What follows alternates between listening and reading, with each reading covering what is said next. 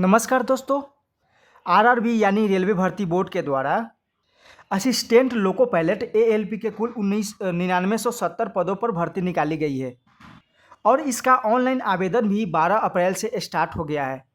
अगर आप भी इस फॉर्म को फिलअप करना चाहते हैं तो 10th के साथ साथ आईटीआई किया होना ज़रूरी है।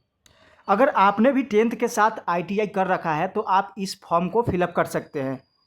इसमें सभी जोन के लिए अलग अलग भर्ती निकाली गई है और किस जोन में कितना भर्ती निकाली गई है पूरी जानकारी यहाँ पर दिया गया है। किस जोन में यहाँ पर भर्ती निकाली गई, यहाँ पर जोन का नाम दिया गया है और यहाँ पर बोर्ड का नाम दिया गया है। यहाँ पर जिस भी जोन के लिए भर्ती निकाली गई है यहाँ पर सभी जोन का नाम दिया गया है और यहाँ पर कुल पदों की संख्या, जिस भी जोन में जितना पदों पर बहाली किया जाना है यहाँ पर पदों की संख्या भी यहाँ पर दिया गया है।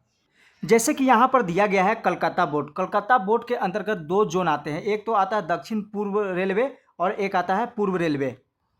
तो दक्षिण पूर्व रेलवे में यहाँ पर 262 पदों पर यहाँ पर भर्ती निकाला गया है और पूर्व रेलवे में के अंतर्गत यहाँ पर 458 पदों पर भर्ती निकाला गया है।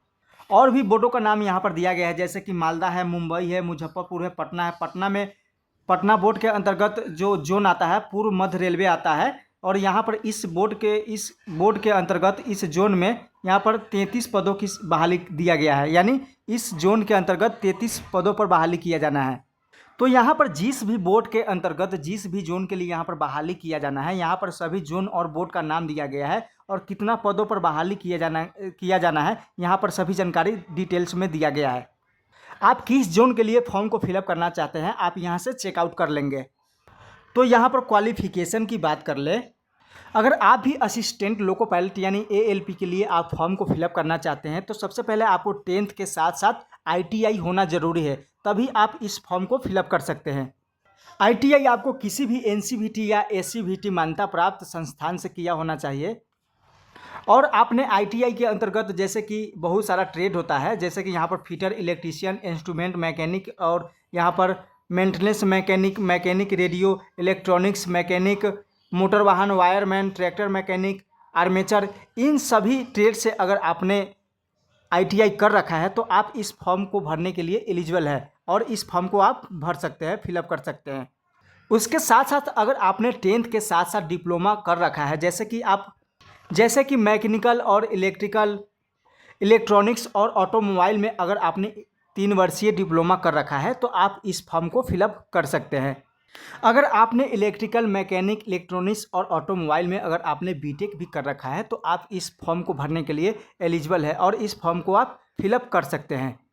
तो एएलपी के पदों पर आपको आवेदन करने के लिए ये योग्यता होना ज़रूरी है, तभी आप इस फॉर्म को फिलअप कर सकते हैं। उसके बाद अगर आप आरक्षण वाले कैटेगरी से आते हैं, जैसे कि एससी, एसटी, ओबीसी और ईडब्ल्यूएस कैटेगरी से आते हैं तो आपको यहाँ पर आरक्षण का लाभ दिया जाएगा।